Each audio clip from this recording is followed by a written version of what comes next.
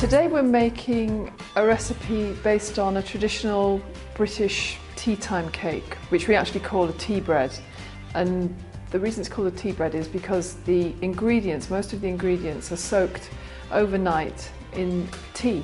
And the idea was that after your afternoon tea, if you had some tea left over, you would soak some fruit like this, and then the next day you would make the next loaf of bread.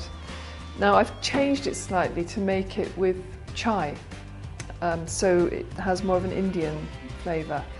Now I used tea bags actually for my chai, just because it's easier to gauge the strength.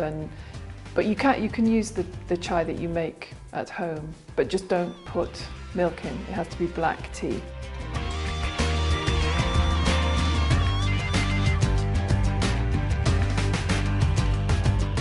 So here in this bowl I've got the mixture is ready now. This mixture has been soaking overnight, and in it there's a mixture of the little black currants, the bigger plumper raisins, the zest of a big lemon like that. If you don't have a big lemon, use 2 nimbus, and the zest of one of these lovely juicy mandarins. But make sure with both of them that you only take the zest and not the white pith, because that's bitter and it'll make your cake bitter. And I also put some, as well as the tea, I also put some a whole juice of 1 mandarin and some brown sugar. Now, so this is ready. It's been soaking overnight. All the fruit has absorbed the flavours of the tea and the fruit, and it's ready now simply to put 1 egg beaten into it, like that, and just mix that in. Then there's about 275 grams of plain flour, maida, with some 2 teaspoons of baking powder. Although this cake won't rise very much because it's got so much fruit in. And then we just mix it all up.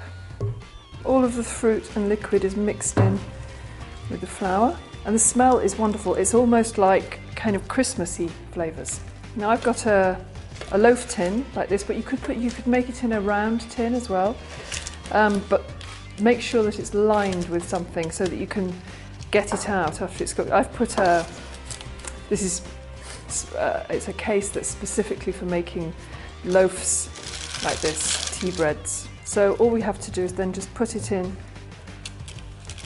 and this cooks for quite a long time on a low heat. That's the way it looks before it goes in. And now it's just going to go in the oven for about 1.5 hours at 150 degrees.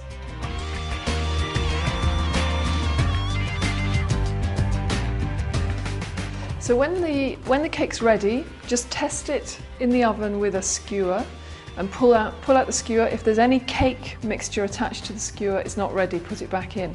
The skewer needs to come out completely clean, and then the cake is done. This is what it looks like. I've sliced it up and put it in a tin for a gift. It's a very, very moist cake. It's really